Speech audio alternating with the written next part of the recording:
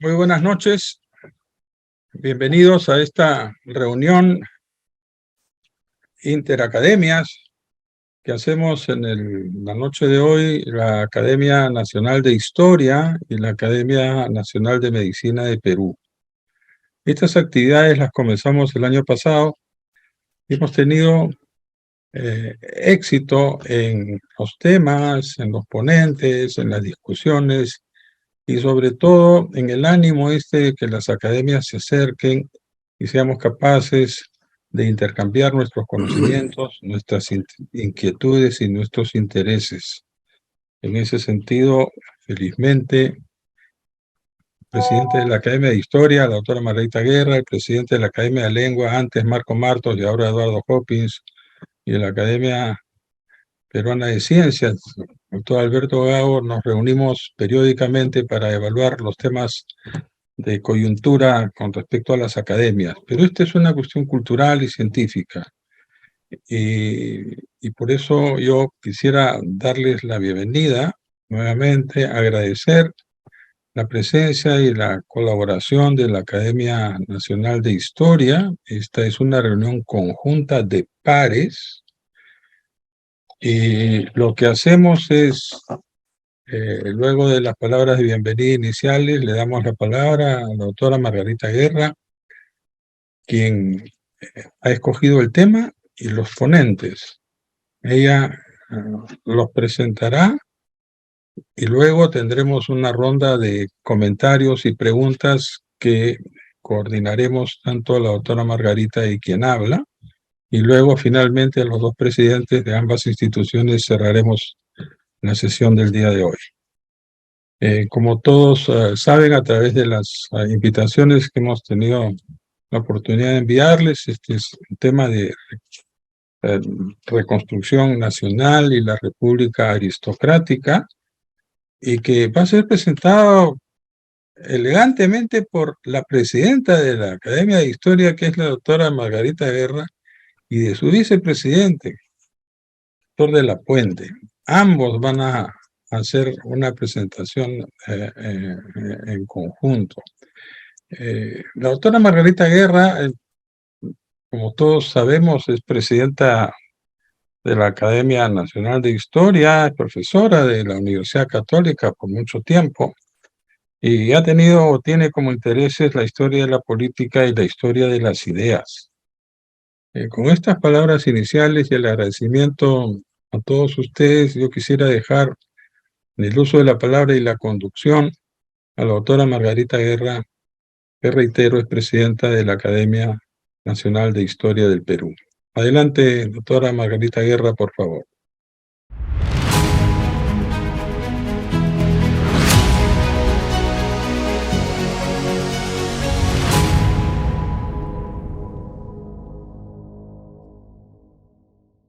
Gracias, doctor Agustín Isa. En primer lugar, quería agradecer la asistencia y darles la bienvenida a estas reuniones interacademia. El tema escogido en esta oportunidad es el resurgimiento del Perú entre los años 1883 y 1920, que corresponde a la etapa de la reconstrucción del Perú y el surgimiento de la República aristocrática. Vamos a dar, podría decirse, casi unos chispazos, porque el tema es sumamente amplio.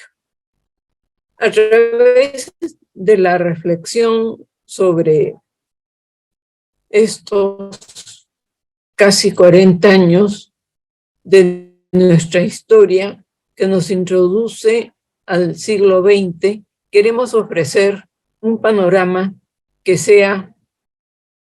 nos permita comprender cómo afrontó la sociedad peruana los años mencionados siguientes a la derrota sufrida en la Guerra de Chile contra el Perú y Bolivia, y el paso del siglo XIX al siglo XX, que como todo paso de un siglo a otro, siempre ofrece problemas de inquietud en la sociedad, porque se teme que haya predicciones que puedan asegurar la presencia de fenómenos no deseados, que pueda traer un futuro promisorio. En fin, surgen una serie de elementos que van creando inquietud, expectativa en la sociedad. La guerra había significado pérdida de vidas, saqueos de bienes culturales, como la Biblioteca Nacional, las imprentas, los archivos, los locales universitarios, los colegios, obras de arte de espacios públicos. Luego había dejado también ruina económica, es decir, destrucción de haciendas, apropiación de ingresos de aduana, apropiación de territorios, el caso de Tarapacá y Arica, y temporalmente Tacna, durante casi 50 años. Frustración, complejo de inferioridad frente al vencedor, a pesar de lo cual podemos decir que nos sobrepusimos al dolor, a la humillación y a la depresión moral en que estábamos sumidos, y pudimos encarar el futuro.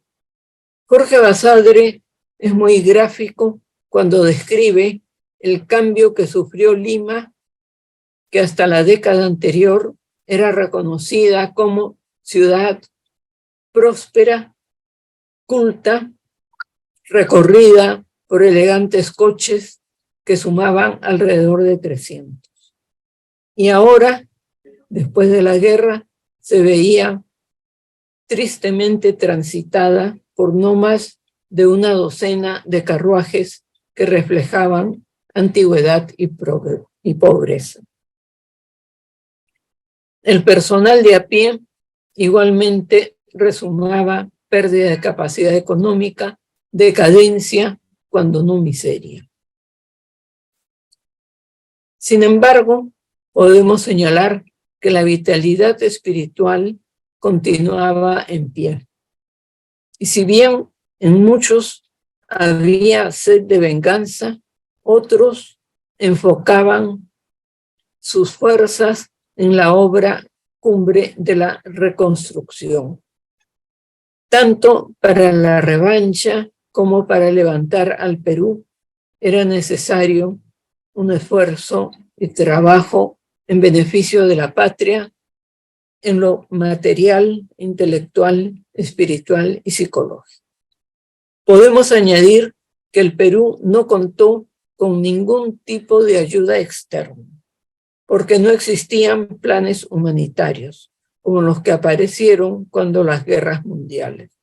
A pesar de estas circunstancias y de la crisis económica que venía desde la década anterior, inclusive las riquezas naturales en minería, petróleo, caucho, tierras agrícolas apropiadas para la industria azucarera, fueron vistas con codicioso interés por capitalistas europeos y norteamericanos. Y poco después del Tratado de Ancón, empezaron a aparecer inversionistas como los Larco, los Gildemeister, en el caso de las haciendas azucareras, los Grace, interesados en asumir nuestra deuda externa a cambio de numerosos beneficios económicos. Y antes de darse la recuperación de las fortunas nacionales, el Perú contó con estos empresarios que tuvieron a su alcance estas explotaciones que permitieron la apertura de puestos de trabajo. La sociedad peruana se unió en torno a ciertas ideas básicas como la búsqueda del porqué de la derrota, la pregunta de qué era el Perú y cómo afirmar nuestro patriotismo, cómo recuperar nuestras instituciones educativas y retomar nuestro progreso en ciencias y humanidades, cómo restaurar nuestra economía y pagar nuestras deudas externas e internas para recobrar nuestra capacidad de endeudamiento necesaria para el fortalecimiento de nuestro crédito. Veamos la reactivación económica. De acuerdo al Tratado de Paz firmado en Ancón el 20 de octubre de 1883 y ratificado en marzo de 1884, quedaban algunos puntos por resolver. Primero era el rescate de los territorios de Tacna y Arica, que serían administrados por Chile durante 10 años, luego de los cuales se realizaría un plebiscito, cuyo procedimiento Chile postergó indefinidamente y jamás consintió en ejecutarlo. De haberse realizado el plebiscito, el Perú habría tenido que pagar a Chile 10 millones de pesos como indemnización. Esto hizo que todos los gobiernos de la reconstrucción, es decir, desde Cáceres, luego Morales Bermúdez, nuevamente Cáceres y finalmente Piérola, se empeñasen en tomar las medidas necesarias para recaudar esta suma. El segundo punto era la deuda externa, que de acuerdo a tratados internacionales, al derecho internacional, cuando pesaban sobre los territorios que una nación perdía, de todas maneras quedaban pendientes los pagos en base a los ingresos de esos territorios, como fue el caso del salitre y el guano de Tarapacá, que había sido tomado como respaldo de nuestra deuda externa. Según el Tratado de Ancón, por esto, Chile debería entregar el 50% de los ingresos por la comercialización de dichos productos a nuestros acreedores. Esto fue de difícil cumplimiento. Fueron diversas las medidas tomadas por los gobiernos peruanos para el rescate de las provincias cautivas, por cuanto la moneda nacional estaba totalmente depreciada. Solo circulaba el billete fiscal, cuya cotización oscilaba entre 23 y 25 billetes por dólar. Aparte de estar circulando en el mercado nacional monedas inglesas, norteamericanas e incluso chilenas. La moneda de plata era acaparada por su valor intrínseco. El gobierno terminó suspendiendo la circulación del billete fiscal y lo declaró inconvertible, lo cual produjo mayor miseria. Finalmente, en 1895, con el ingreso del gobierno de Piérola, se estableció el patrón monetario oro siguiendo la tendencia internacional. Esto permitió el mejoramiento de nuestra capacidad monetaria. Otra medida adoptada fue la firma del contrato Grace, cuya aprobación se dio durante el gobierno del general Cáceres para poder saldar nuestra deuda externa, pero cuya aprobación demoró de 1886 a 1889 y provocó el descrédito del régimen. No obstante, lo positivo fue que el Perú pudo recuperar su crédito internacional. Lo que el Perú daba a cambio eran los ferrocarriles. Estas medidas y la solidaridad de los empresarios nacionales que conforme recuperaban parte de sus capitales los invirtieron en el país y permitieron la estabilidad de la hacienda pública y la atención a temas como la educación y la recuperación de las actividades culturales. Surgen en ese momento las interrogantes que ya en parte hemos mencionado acerca de la existencia del Perú y su futuro. La preocupación por los problemas mencionados determinó la unidad de la sociedad para sacar al país de la postración en la que se hallaba, aunque, como es natural, hubo diversidad de opiniones. Por ejemplo, al recuperarse la vida política, se produjeron las guerras civiles entre quienes apoyaron la firma del Tratado de Ancón, por el cual se perdió definitivamente Tarapacá, y los defensores del tratado, que eran los iglesistas, y los opositores fueron quienes habían militado en las acciones de la resistencia en la Sierra Central al frente del general Cáceres y sus breñeros. Luego de sangrientas luchas, el triunfo fue de Cáceres. En estos años empezaron a aparecer o reaparecer los partidos políticos. Las preguntas por qué se perdió la guerra y qué era el Perú y cómo afirmar nuestro patriotismo dieron origen a posturas encontradas, tanto en lo político como en lo intelectual. Aquí destacan los que llamaríamos radicales, como el caso de Carlos Brizón, Celso Bambarén y sobre todo Manuel González Prada, quien afirma que se perdió la guerra porque la clase dirigente no tuvo patriotismo.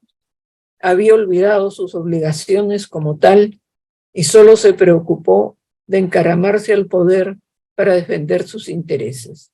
Señala que los indios no sabían por qué luchaban, no sabían lo que era el Perú y creían que seguían a un caudillo.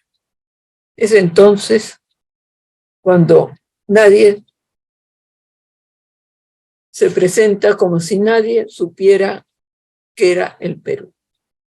Frente a este sector está el de quienes, siendo también críticos de la clase dirigente, que no supo superar sus enemistades de facción durante la contienda, pero consideramos que estos en realidad sí creían en la existencia del Perú, aunque opinan que hay que hacer una redefinición del ser peruano, como es el caso de José de la Ribagüera Llosma, Víctor Andrés Belaúnde, los hermanos García Calderón, en general muchos de los integrantes de la llamada generación del 900.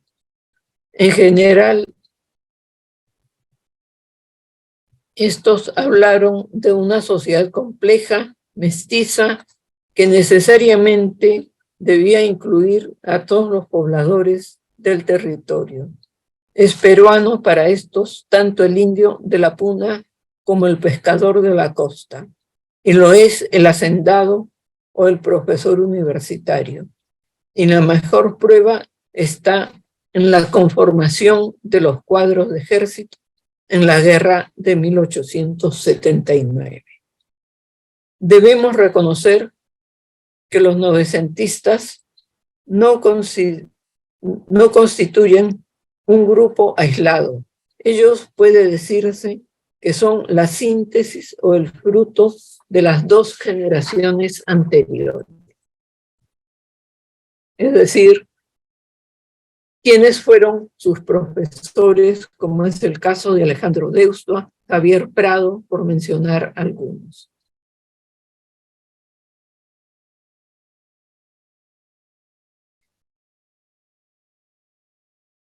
Quienes alentaron el germen de repensar al Perú. También está la facción de los pierolistas, quienes, como en el caso del mismo don Nicolás, de su seguidor más fiel, Ricardo Palma, aseguraron que los culpables de la derrota fueron los indios, que no defendían al Perú sino su terruño, porque no tenían conciencia de pertenecer a una comunidad nacional. Ellos también responsabilizaban además a la oligarquía, especialmente hacendados y consignatarios, que velaron más por sus intereses que por los del Perú.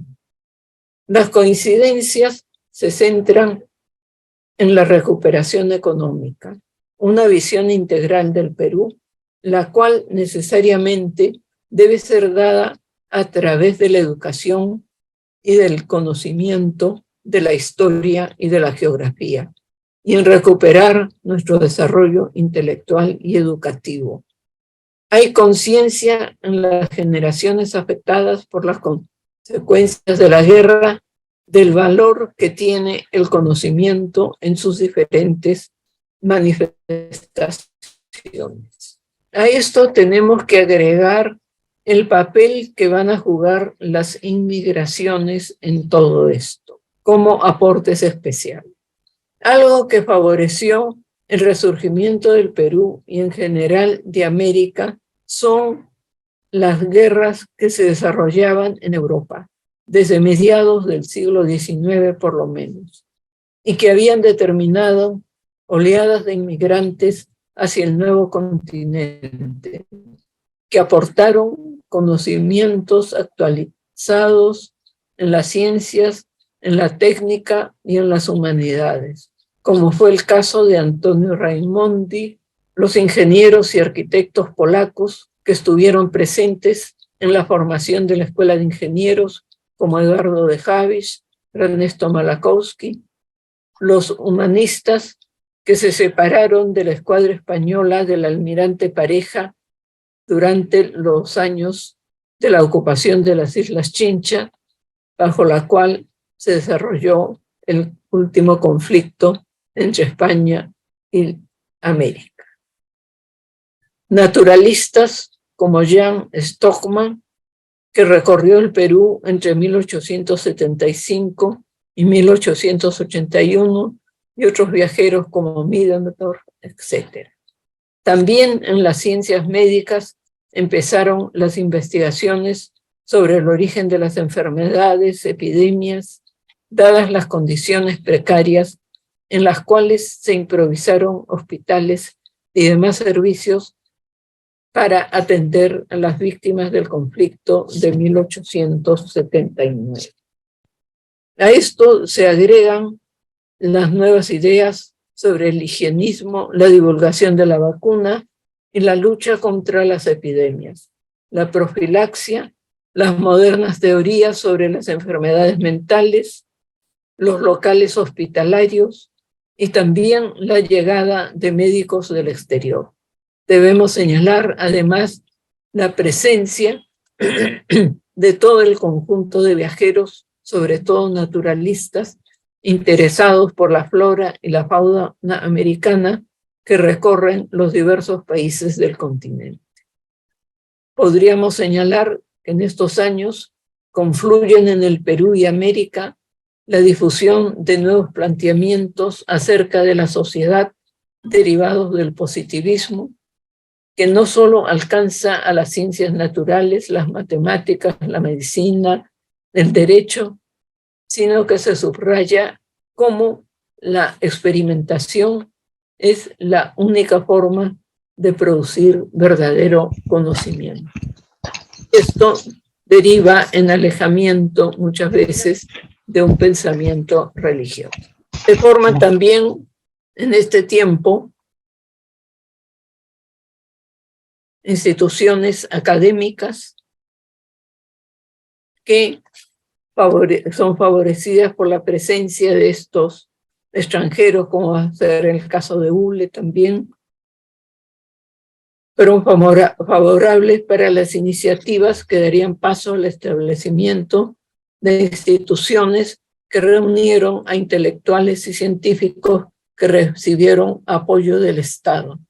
como fue la Sociedad Geográfica de Lima, que contó con el beneplácito del presidente Cáceres. También aparece el Ateneo de Lima y se forman varias de las academias, como la Academia de Medicina, la Academia de la Lengua, etc. Estas entidades reunieron a los principales estudiosos que solían ser maestros universitarios, tanto nacionales como extranjeros, que podían estar de paso por Lima. Además, como hasta la actualidad, las academias y sociedades no eran cenáculos cerrados de una sola especialidad. Podríamos decir que había un comienzo de interdisciplinariedad e incluso un cierto acercamiento a la globalización del conocimiento. También se dio especial importancia a la recuperación de las instituciones de enseñanza superior, como las universidades, cuyos locales habían servido de alojamiento de los regimientos chilenos.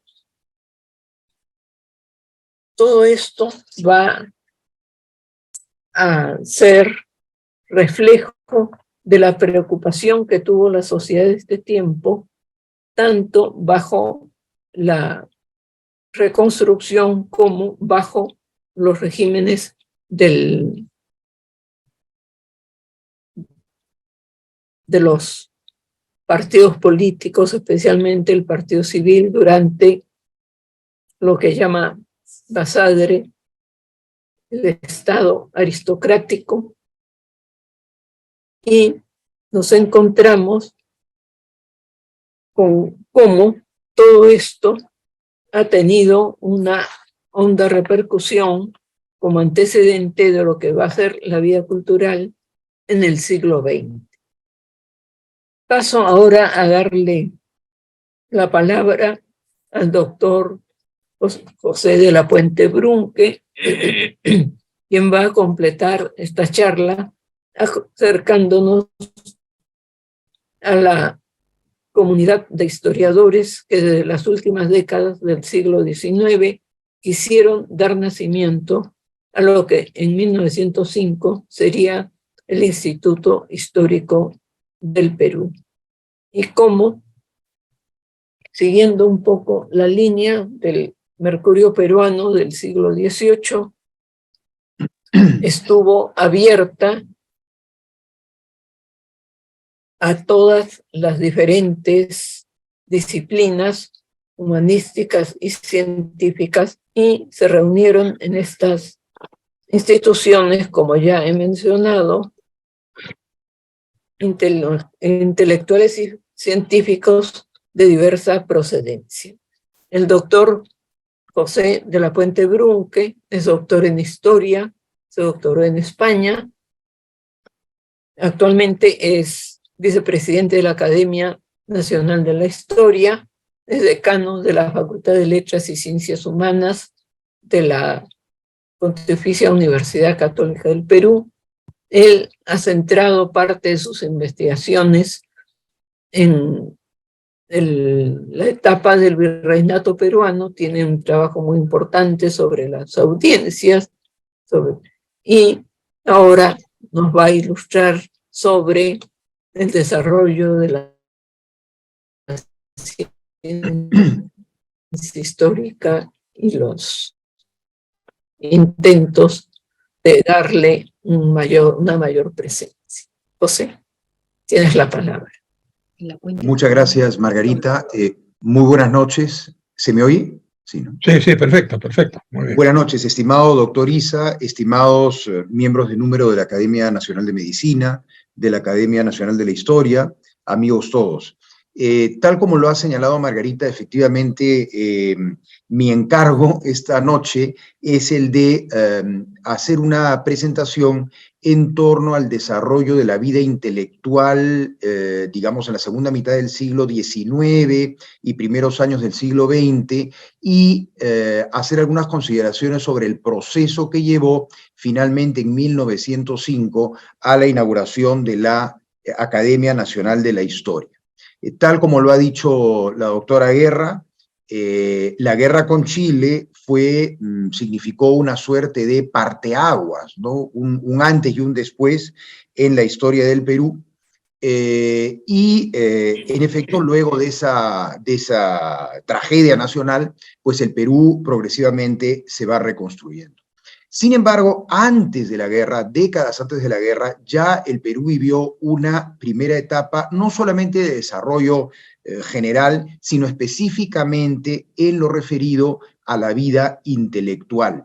De hecho, la prosperidad económica, como Basadre la llamó el tiempo de la prosperidad falaz, pues llevó a también el desarrollo de una mayor intensidad en la actividad intelectual. Y de hecho, por ejemplo, la década de 1860 es una década de crecimiento importante en el Perú, no solamente en el ámbito económico, sino también en el ámbito intelectual. Y en ese contexto empiezan a aparecer una serie de personajes que fueron entendidos como historiadores, pero no en el sentido que hoy le damos nosotros al concepto de historiador. El historiador académico en realidad aparece en Europa, en efecto, a partir de mediados del siglo XIX, y en el Perú podríamos decir que recién es tiempo después, a inicios del siglo XX, cuando aparece la figura del historiador académico, ¿no? Muchos autores han señalado que la fundación de la historia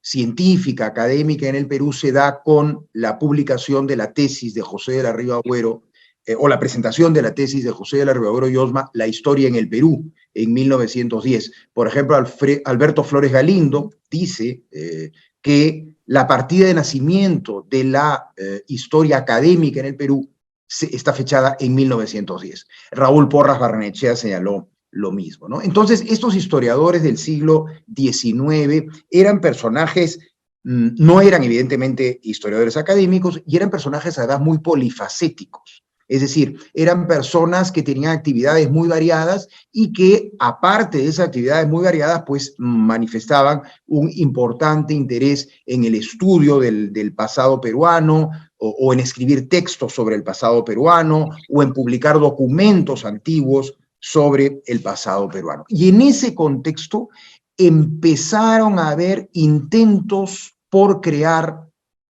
entes académicos de sociabilidad intelectual, o por crear, bueno, los precedentes de lo que hoy son nuestras academias, ¿no? Por ejemplo, en 1867 se fundaron en el marco de esa década tan importante de 1860, es la década en la que aparece, por ejemplo, la revista de Lima, que es un proyecto editorial muy importante. En 1867 se fundaron dos entes académicos importantes en los cuales se manifestó el interés por la historia.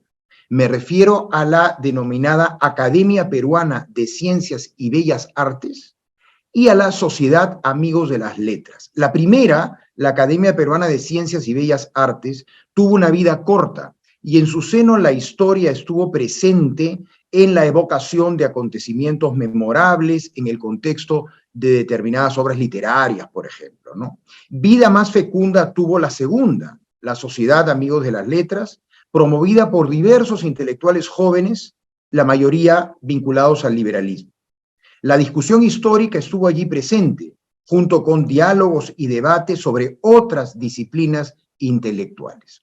Posteriormente, ya en este caso después de la guerra, se funda en 1885, posteriormente se funda el Club Literario, que en 1885 se convierte en el Ateneo de Lima, ya mencionado por la doctora Guerra, que fue un ámbito en el que estuvo presente claramente el interés por la historia. Por ejemplo, en 1874, Eugenio Larrabiuri Unanue presentó allí una disertación sobre la importancia de fomentar los trabajos biográficos y el estudio de la bibliografía peruana, y puso de relieve la trascendencia de conservar los documentos históricos. Más tarde, en el mismo Ateneo de Lima, se instaló una comisión de historia y geografía. Es decir, en el marco del Ateneo de Lima, el interés por la historia estuvo muy presente.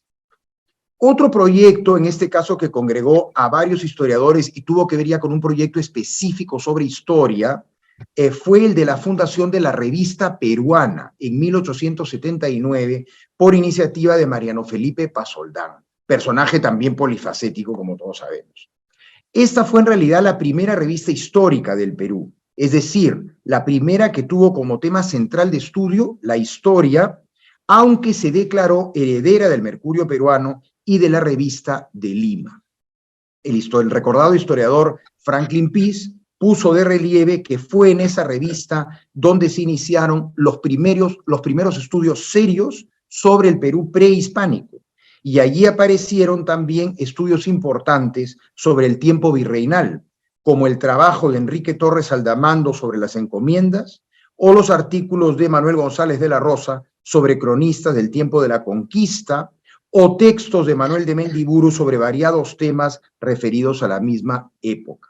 Igualmente, en las páginas de la Revista Peruana aparecieron las primeras publicaciones de la historia de la civilización peruana de Sebastián Lorente. El inicio de la guerra con Chile, el mismo año de la aparición de la Revista Peruana, obviamente complicó su desarrollo. Sin embargo, en sus páginas se discutieron también asuntos vinculados con las causas de la guerra, así como otros aspectos de la realidad de entonces en perspectiva histórica. Tal como lo afirmó el ya citado Franklin Pease, se trató, cito, de una tribuna donde la naciente historiografía encontró su sede, ¿no? La Revista Peruana, que lamentablemente se funda el mismo año de inicio de la guerra, ¿no? Ahora, en cuanto a los intentos de creación específica de una academia de la historia, todo indica que fue Carlos Lizón, personaje también mencionado por Margarita Guerra, quien en 1871, siendo decano de la Facultad de Letras de la Universidad de San Marcos, aparentemente fue el primero en plantear la necesidad de fundar en el Perú una academia de la historia. Poco tiempo después, durante el gobierno de Manuel Pardo, hubo serios esfuerzos por crear una Academia de Historia Nacional, e incluso se redactó un proyecto de reglamento a cargo del general Mendiburu. Además, el presidente Pardo mandó a hacer un proyecto de decreto de creación de dicha academia que nombraba como presidente al mismo Mendiburu y como secretario a José Toribio Polo. Se ignora por qué no se concretó dicha creación. Posteriormente, en 1878, en vísperas de la guerra, Manuel de Odriozola planteó la creación de una sociedad de historia del Perú para promover las investigaciones sobre el pasado.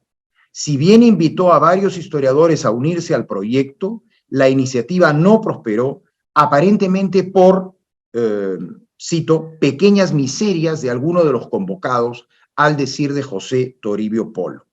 Sin embargo, en 1877 ya se habían publicado sus estatutos en los que se decía que la sociedad se proponía la investigación y esclarecimiento de los hechos importantes acaecidos en el Perú desde los tiempos primitivos. Después de la guerra, en 1885, hubo otro intento. En esa ocasión, el nombre propuesto era el de Academia de la Historia Nacional, e incluso se publicó una primera lista de posibles candidatos a integrar. Igualmente, en este caso, las rencillas personales impidieron que el proyecto se hiciera realidad. Sin embargo, la idea de fundar una Academia de la Historia siguió vigente. Por ejemplo, en marzo de 1888, Ricardo Palma recibió una carta del general mexicano Vicente Riva Palacio, quien le comunicaba desde Madrid que allí se estaba proyectando promover el establecimiento de academias de la historia correspondientes de la española en los países hispanoamericanos.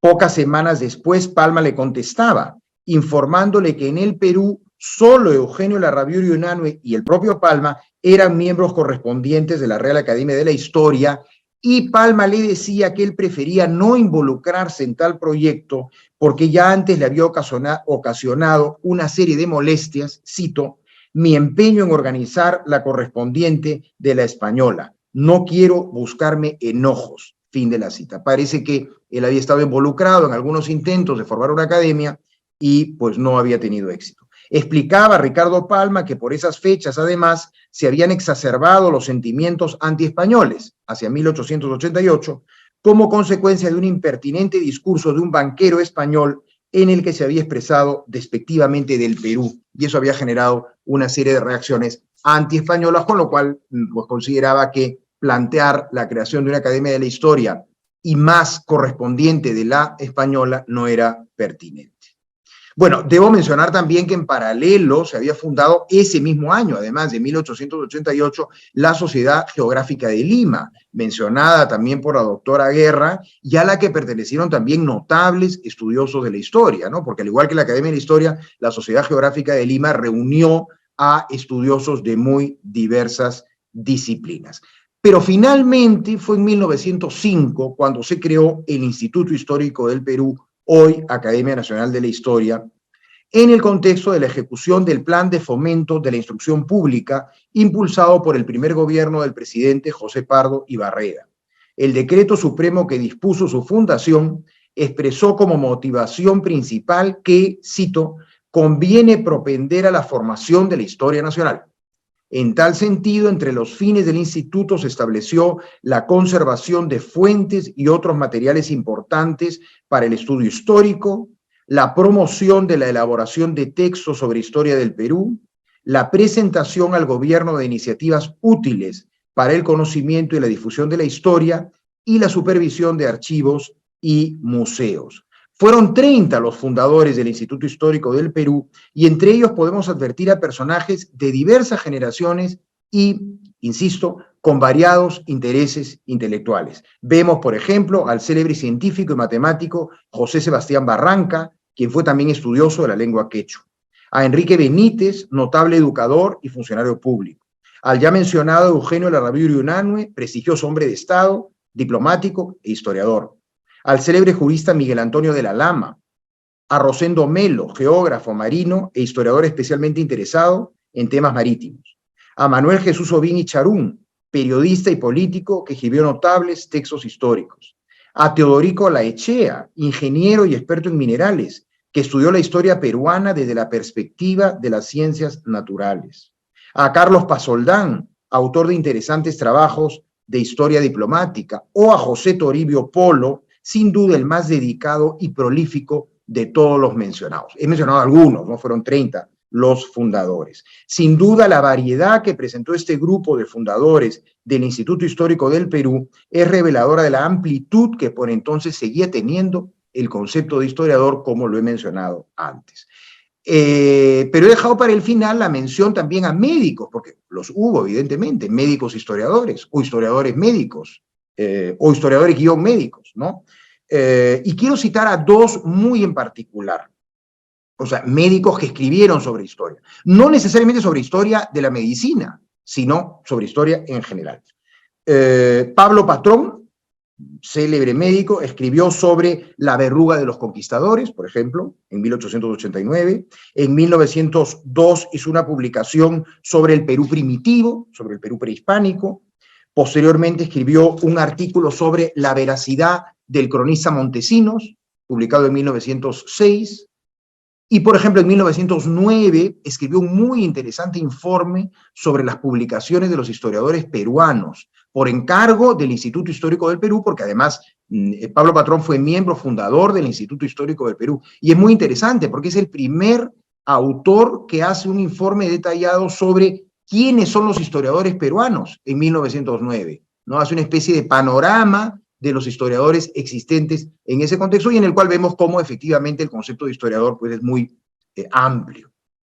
Y otro nombre fundamental, aunque no llegó a vivir para ser miembro fundador del Instituto Histórico del Perú porque muere poco antes, a fines del siglo XIX, es José Casimiro Ulloa, sobre el cual ha escrito nuestro colega aquí presente Héctor López Martínez, ¿no? José Casimiro Ulloa, entre otras cosas, escribió, por ejemplo, un texto sobre la revolución de 1814 en la Revista Peruana, la revolución de los hermanos Angulo y Pumacahua. Escribió también en 1889 un resumen histórico de los progresos de la medicina en el Perú. Estuvo muy vinculado a diversas publicaciones académicas y tuvo muchísimos intereses.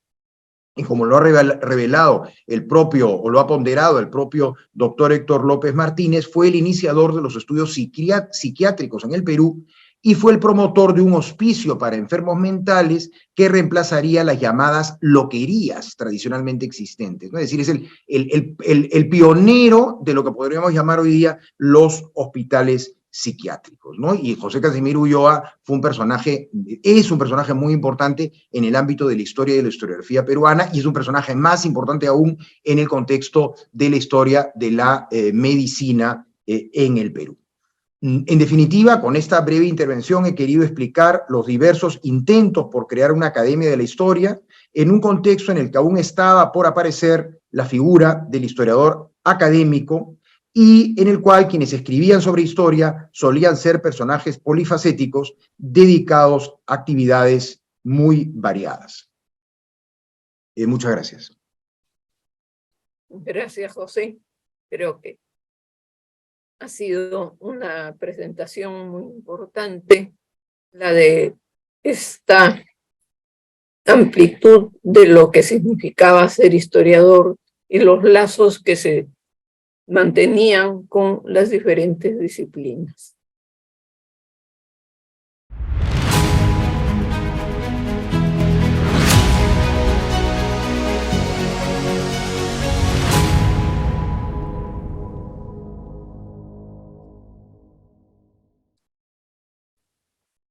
Pasaremos ahora a una ronda de preguntas.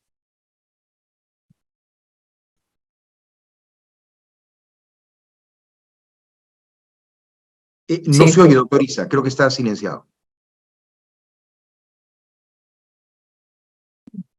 Estimado doctor José Demetrio, le hablan desde Arequipa. Adelante. Buenas noches, buenas noches. Adelante, Buenas noches, adelante. doctor. Y muy agradecido por esta revisión de datos, fechas, nombres y actividades. Quiero hacerle una pregunta muy concreta. Desde diversos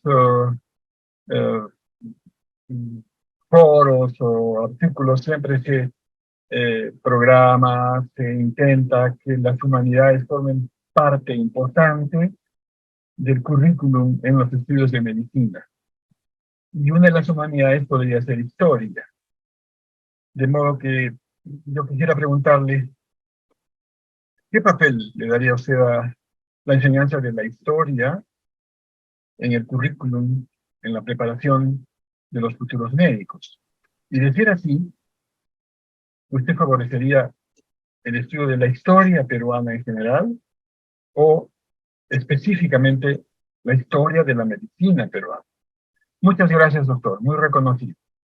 No, gracias a usted por su pregunta. Mire, yo diría que a ambas, ¿no? Porque en realidad, bueno, la universidad, digamos, es un centro de instrucción, pero también de formación académica y cultural. Entonces se entiende que la universidad, pues uno, digamos, no simplemente va para obtener un determinado permiso o autorización para ejercer una profesión, sino también, de alguna manera, pues uno busca, o en principio se debería preparar a los estudiantes también como ciudadanos, ¿no? Y en ese sentido yo creo que el estudio de la historia, pues es fundamental en cualquier disciplina, ¿no? Y obviamente en el caso de medicina o de cualquier otra disciplina, también el estudio de la historia de esa disciplina en particular, ¿no? Y yo creo que, por ejemplo, para un médico, creo que todo médico peruano debería tener muy claro cuál fue la contribución de José Casimiro Ulloa al progreso de la medicina en el Perú, de la cirugía, o en el caso, por ejemplo, del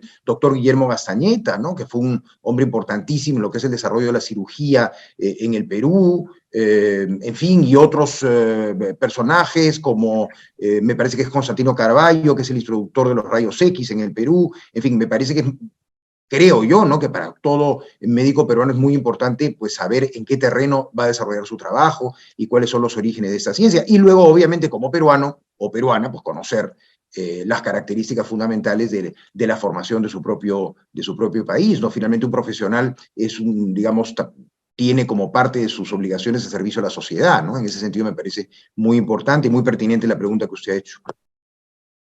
Gracias, José. ¿Alguna otra pregunta? Margarita, mientras calienta motores, yo quisiera pedirte Sí. un comentario. La historia se repite, ¿no? Si uno elabora un listado de los problemas que tuvo el Perú luego de la Guerra del Pacífico, uno puede enumerar devastación, crisis humanitaria, reasentamiento, corrupción, migración interna y externa. Y hay dos cosas que se tocan poco cuando tenemos dos problemas similares, ahora son muchísimos, pero quisiera referirme al tema de corrupción en esa época, con corrupción ahora, y reasentamiento de migración interna o externa en aquellos tiempos, con la migración, con los problemas de migración que tenemos ahora en el Perú. ¿Pudieras hacer un paralelismo sobre esas dos situaciones pasados ya a una buena cantidad de años? Margarita, no sé si te estoy haciendo preguntas complicadas, pero... Yo creo que el problema de la migración era en el siglo XIX y comienzos del siglo XX. En el caso de migraciones internas, no es tan complejo como el caso de las migraciones, especialmente a partir de los años 80 del siglo XX, porque el volumen de población era muy inferior, de manera que había espacio para poder darle alojamiento en las ciudades a mucha gente. El problema que sí se planteaba era que esta migración del campo a la ciudad dejaba sin mano de obra la cuestión agrícola. Pero ahora la migración externa, la llegada de inmigrantes que mencionábamos, europeos, trae una serie de problemas también, porque sobre todo a partir de los años 70, 80, sobre todo en adelante, tenemos la situación que está viviendo Europa y el mismo Estados Unidos de difusión de todas estas ideas de anarquismo, de socialismo, de sindicalismo, que están comprometiendo la estabilidad de los estados.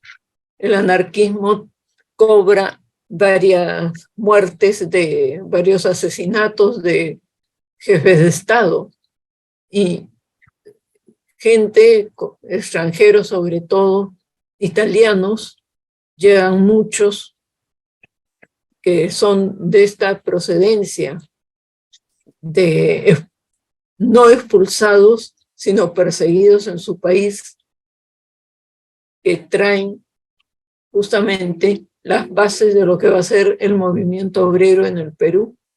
El caso del Líbano, por ejemplo, es una muestra de cómo estos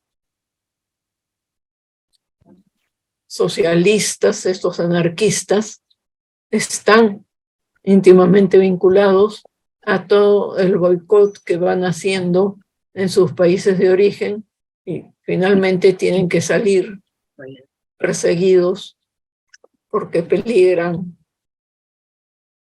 su libertad cuando no su vida. Ese es uno de los problemas. Ahora, el caso de la corrupción,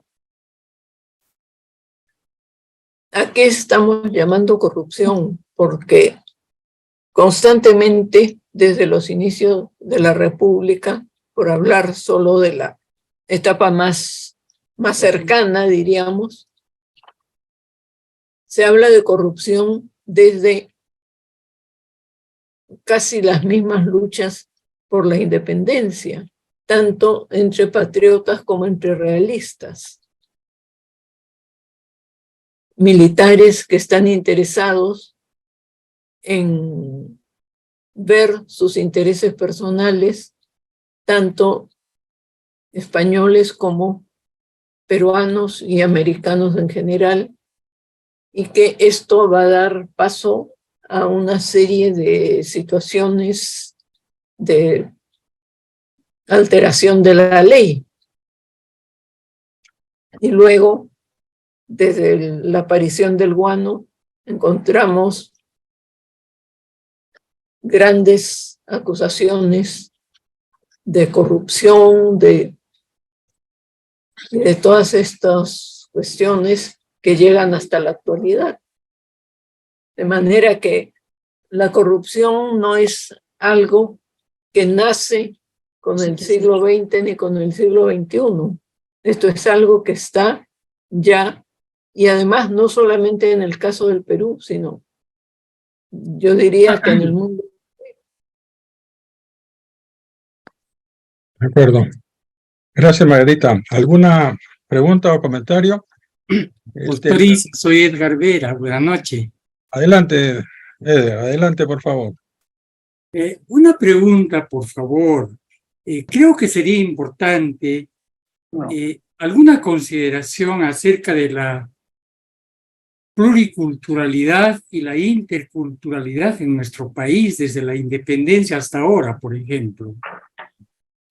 Gracias, doctores. Yo diría que esta pluriculturalidad empieza prácticamente con la llegada de los españoles a América. Se da en ese momento, si bien un mestizaje de un lado, de otro lado se da la subsistencia de las culturas anteriores a la cultura occidental. Esto no desaparece en ningún momento. Solo los casos en los cuales en algunas islas del Caribe quedó exterminada la población inicial, puede hablarse de implantación allí de la nueva cultura, pero en el Perú, en México, Bolivia, Ecuador, todos estos territorios tienen en su interior, además, no solamente población indígena, sino población correspondiente a diferentes etnias, pero han convivido. De manera que esa pluriculturalidad, plurilingüismo, es algo casi diríamos connatural con el Perú actual y con el Perú antiguo. Si me Ahora, permite ¿cómo tratar eso el problema? Ese ya es otra cuestión. Claro. ¿Qué solución darle a eso? ¿Cómo integrar las culturas para que puedan convivir armónicamente y insertarse en lo que es el progreso actual? Si no, van a quedar como, casi diríamos, hongos que se presentan con muy pocos integrantes y que van a quedar totalmente aislados, sin participar de los beneficios e incluso también de los perjuicios de integrarse en una sociedad mayor. Bien. Yo quisiera, antes de preguntarle al doctor Uriel García, que me está escuchando y lo veo en pantalla ahora, que ha hablado de médicos importantes por parte del doctor José de la Puente, y ha mencionado a José Casimiro Ulloa. Y yo creo que vale la pena recordar que José Casimiro Ulloa fue un personaje tremendamente importante en la Academia Libre de Medicina y luego en la Academia Nacional de Medicina. Fue el primer secretario perpetuo de la Academia Libre de Medicina, que luego se convierte en Academia Nacional de Medicina. Pero yo creo que el doctor Uriel García, con mucho más versación, pudiera hacer algunos comentarios que quisiera hacer. Adelante, Uriel, por favor. En realidad, yo lo que quería enfatizar es la fisiología de los habitantes nativos o extranjeros que viven por encima de los 3.000 metros de altitud en el Perú. Esos son los cambios importantes. el ventrículo, hay una hipertensión del circuito pulmonar y eso trae una hipertrofia del ventrículo derecho.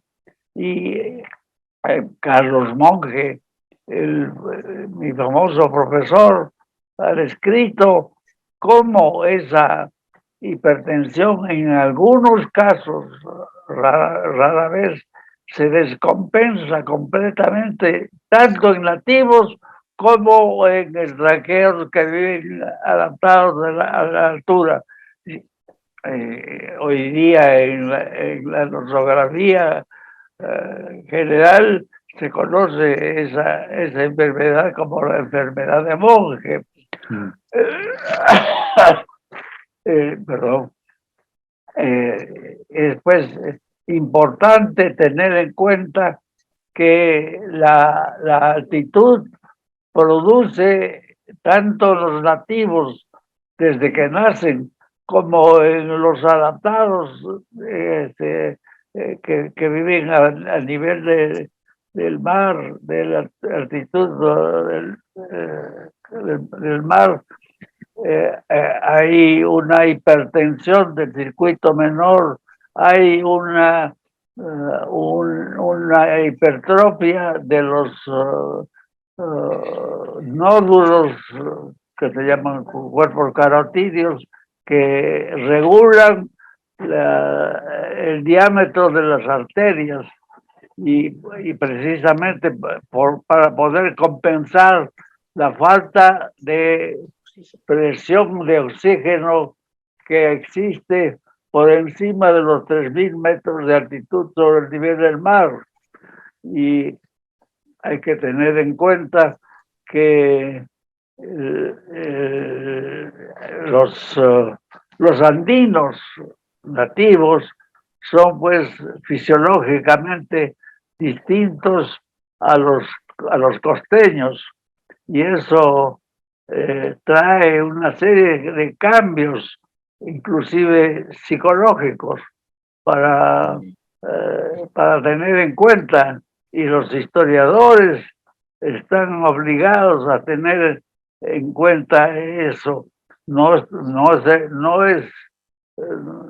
muy oportuno decir, no quiero mencionar el nombre, que es muy conocido, pero un historiador dijo, ¿qué pasaría si con las leyes sociológicas fatales elimináramos a todos los indios del Perú y vivir sin ellos? Lo que pasaría es que los nuevos que viven en esas alturas van a tener los mismos cambios fisiológicos que por supuesto tienen impacto en la manera de pensar. Eso es sumamente importante de tener en cuenta de todos los sociólogos que estudian el Perú. Muchas gracias. Gracias, Uriel, muy amable. Margarita, Sí.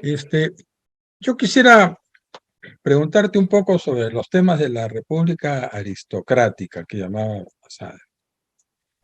¿Cómo se crea esto? ¿Cómo se forma socialmente, económicamente? Porque vienen gente de fuera y traen capital, porque el Perú estaba devastado. O sea, los aristócratas no tenían las tierras, o no tenían dinero. Ya no quedaban aristócratas, en realidad.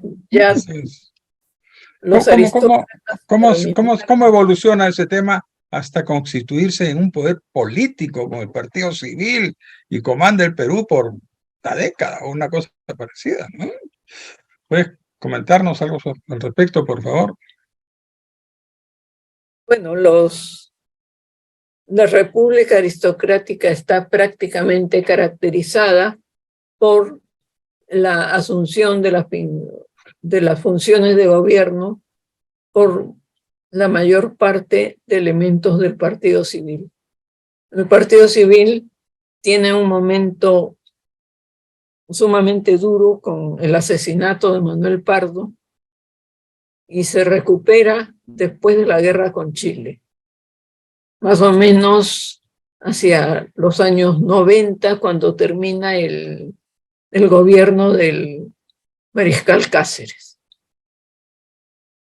Mientras tanto, en los años de la guerra, sobre todo, los miembros del Partido Civil han participado en las campañas de Cáceres para mantener la guerra, para no rendirse. Muchos de ellos son breñeros, es decir, son los que han estado en la lucha del Ejército de la Resistencia. Y cuando se forma el Partido Constitucional, se inscriben en el Partido Constitucional, pero en realidad eso es transitorio. Poco a poco, cuando empiezan los cuestionamientos a Cáceres por el contrato Grace, va a darse esta reunificación del Partido Civil. Y son los que, en un acuerdo con Piérola, en 1895, para unirse contra Cáceres, son ellos los que teóricamente iban a compartir el gobierno, alternándose en el poder ejecutivo, los demócratas con los civilistas. Pero poco a poco se dan las condiciones para las cuales es fundamental la ley electoral que da Piérola durante su gobierno, con la intención de poder crear ese clima de alternancia en el poder. Pero esto no funciona así, porque a la larga son los representantes del Partido Civil los que empiezan a copar en el Congreso, a copar la presidencia, a copar los cargos en la misma universidad, los cargos en el Poder Judicial, por darse, sobre todo ya a partir de las elecciones de finales del siglo XIX, la decisión de Piérola de abstenerse de participar como posterior candidato. Y esto le deja el espacio libre al Partido Civil. Y son los integrantes del Partido Civil quienes algunos miembros quienes han tenido las mejores posibilidades de rehacer sus fortunas. De manera que esto les va dando poder económico, poder político, intervención en los juzgados, hasta 1919, cuando ya Leguía, que sale del Partido Civil, pero que prácticamente podríamos decir que Leguía se inscribió en el Partido Civil como un trampolín para ir creando su propio espacio. Eso es. Y por otro lado, al interior del Partido Civil empieza a darse un debilitamiento porque empieza un problema generacional. Los miembros fundadores, para ya comienzos del siglo XX, van a entrar en rivalidad con los hijos de los fundadores. Y eso yo diría que Leguía es uno de los instigadores de esta separación con miras a su carrera política. Y se queda un buen tiempo. Y se queda un buen tiempo. Una pregunta para Pepe, para José.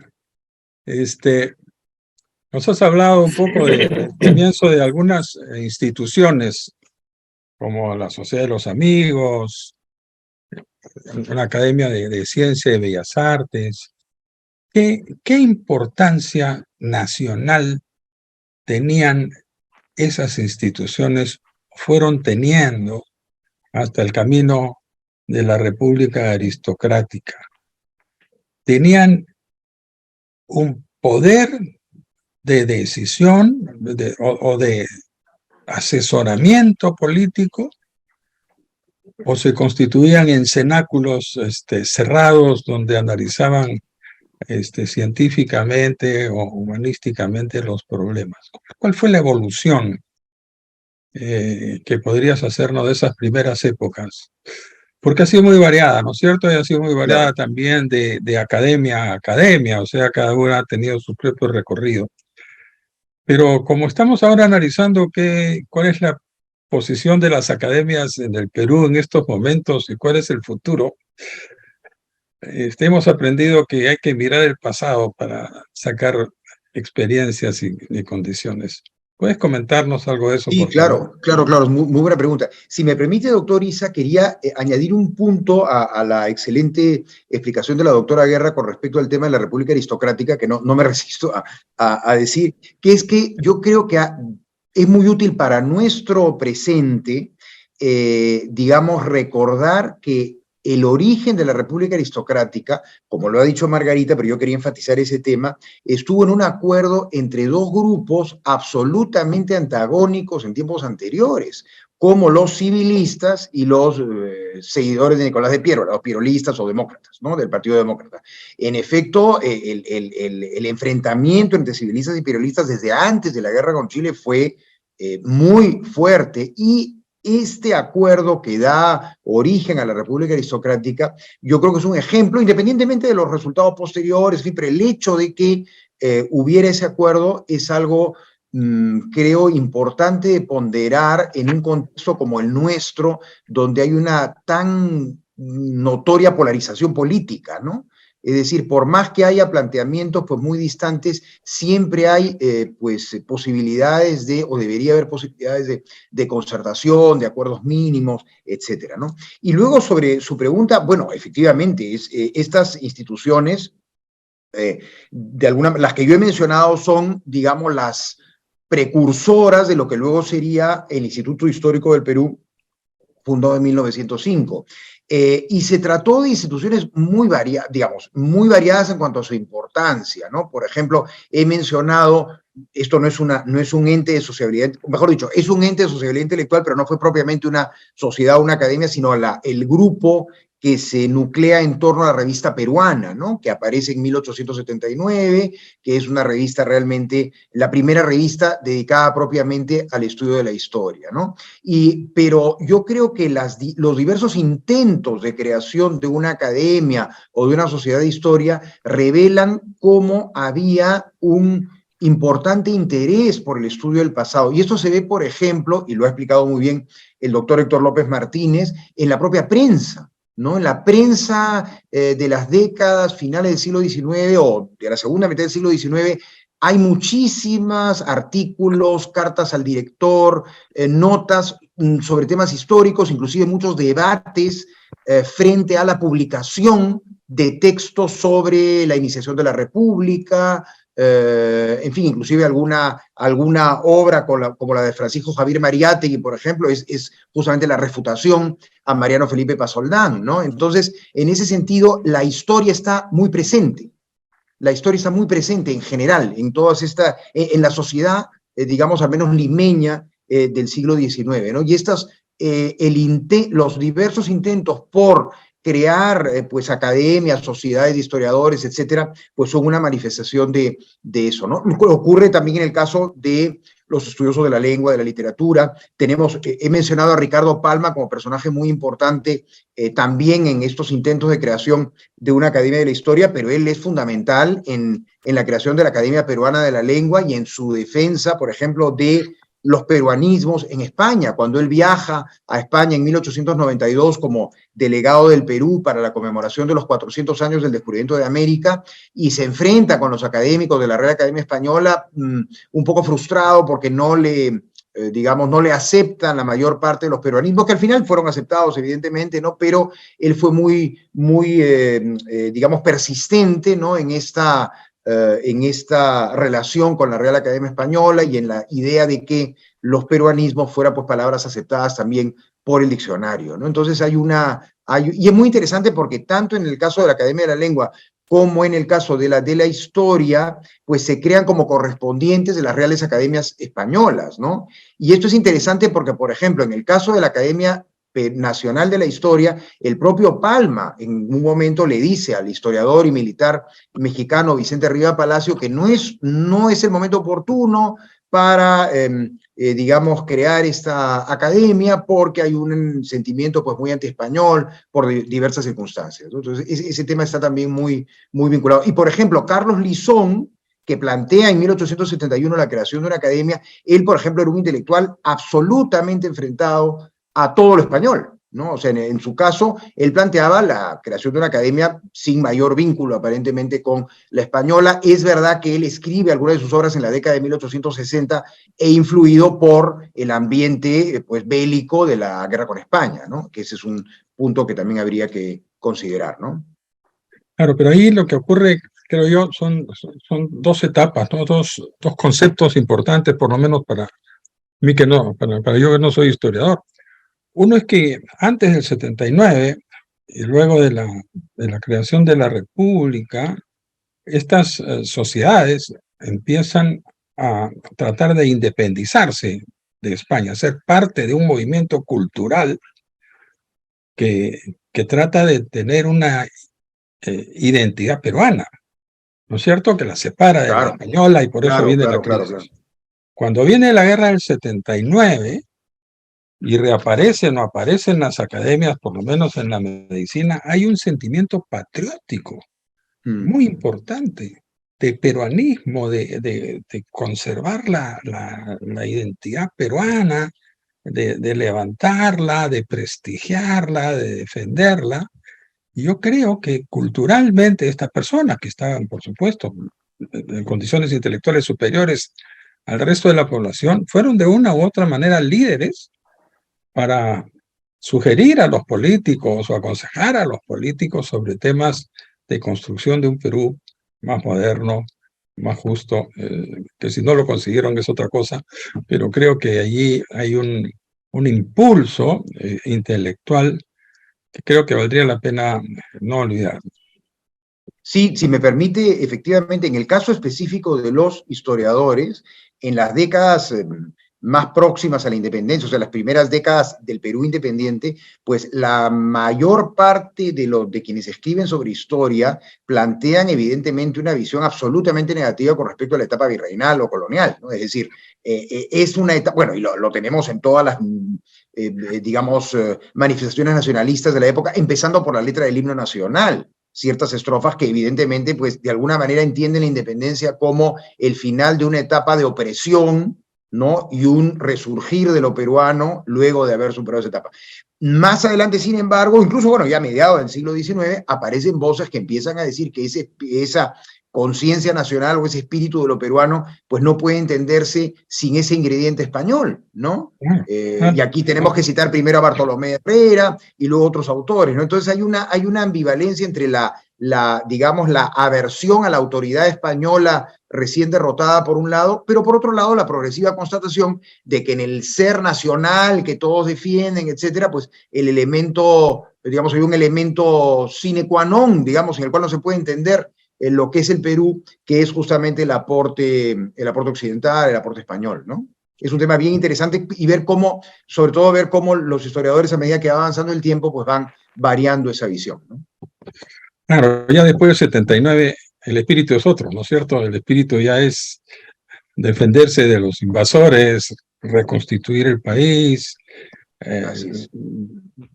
quitar la depresión que Además es bien supuso. interesante, si me permite, que curiosamente el propio año 79, si la memoria no me falla, se firma el tratado mediante el cual España reconoce la independencia del Perú, coincidentemente, ¿no? Y por el lado español firma ese tratado un limeño, que es muy interesante eso, ¿no? Porque efectivamente había muchas familias en España de origen peruano que luego de la independencia se van a España, ¿no? Claro. Muy bien. ¿Alguna otra pregunta, comentario? Doctor Isa, quisiera hacer un breve comentario. Soy Héctor López. Adelante, doctor, bienvenido. Muchas Adelante, por gracias. favor. En primer lugar, felicitar a Margarita y a José por sus excelentes exposiciones y solamente algunos pequeños detalles, algunas pequeñas acotaciones. Veo que hay mucho interés por el tema político y efectivamente en el siglo XIX tuvimos verdaderamente políticos, ¿no? La coalición nacional que hizo posible la unión de dos grandes partidos rivales, enemigos, como el Partido Civil y el Partido Demócrata, fue obra en gran medida de Mariano Nicolás Valcárcel, ¿no? Un muñidor, como dirían en España. Los muñidores en las cortes, en el digamos, en las cortes españolas, eran los que buscaban coincidencias, ¿no? Eran grandes negociadores. Él fue el gran negociador de este asunto.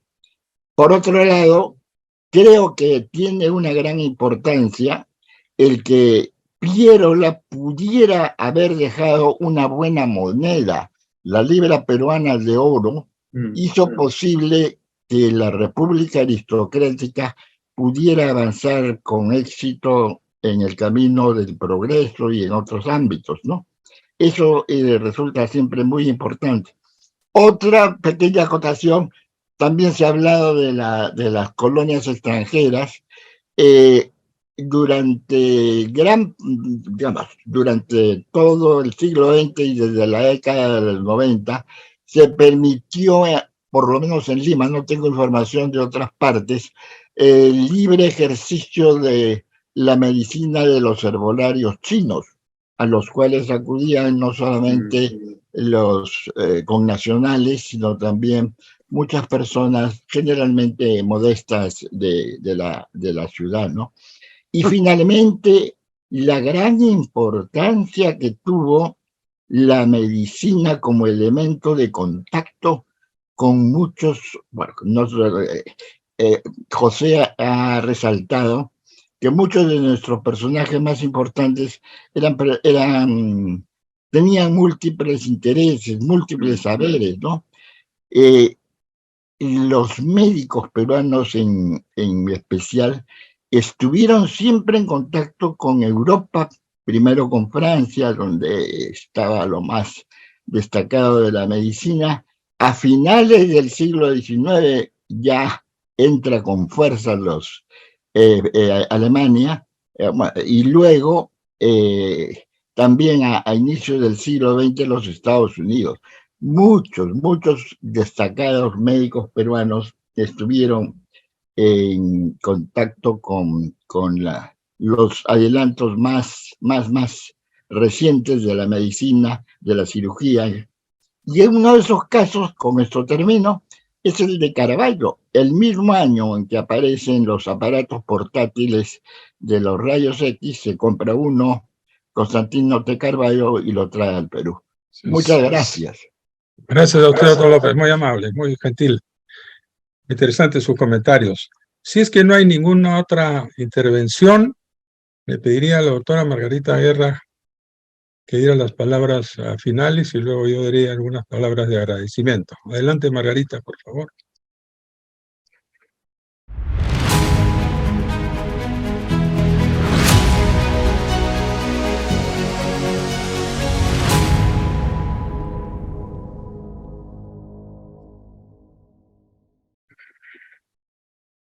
Creo que estas reuniones son bastante ilustrativas para todos los que participamos, porque acerca estas diferentes disciplinas que en realidad no están tan alejadas. Podríamos decir que son básicamente complementarias. Y esto tendríamos que impulsarlo más. Agradecemos la iniciativa del doctor Isa. Gracias, Margarita. Bueno, muchas gracias. Primero a la Academia Nacional de Historia, que tiene la gentileza de tener como ponentes a su presidenta y a su vicepresidente. Así que hemos tenido a la élite de la Academia de Historia. Así que de parte de nuestra, como Academia Nacional de Medicina, el agradecimiento no solamente a la Academia, sino a ustedes como participantes activos en esta reunión, que como bien ha dicho la doctora Guerra, son importantes para intercambiar opiniones, intercambiar conocimientos, ilustrarnos entre todos y sobre todo acercarnos. Tenemos que hacer un esfuerzo que lo estamos haciendo los 4 presidentes, la Academia de Historia, la Academia de la Lengua, la Academia de Ciencias y la Academia de Medicina, para solidificar un movimiento académico que reivindique la cultura y reivindique la importancia de las academias en el desarrollo intelectual del Perú. Por eso es que hemos iniciado el año pasado estas actividades y las estamos continuando este año. Y les repito lo que dije hace un tiempo, vamos a hacer un evento, una jornada de las academias, solamente para académicos, para un poco analizar lo que estamos viviendo y el futuro de las academias.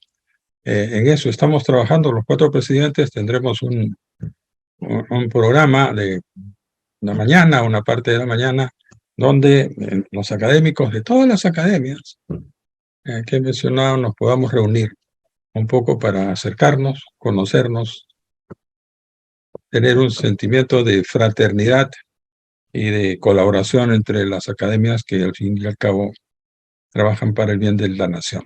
Les agradezco mucho a todos ustedes por su asistencia. Muy buenas noches, han sido muy amables. La reiteración a Margarita y a José por sus brillantes. No, gracias a usted, doctor Isa. Muchas gracias. Muchas gracias, muy buenas noches. Muchas gracias. Gracias, buenas noches. Buenas noches. Buenas noches. Gracias.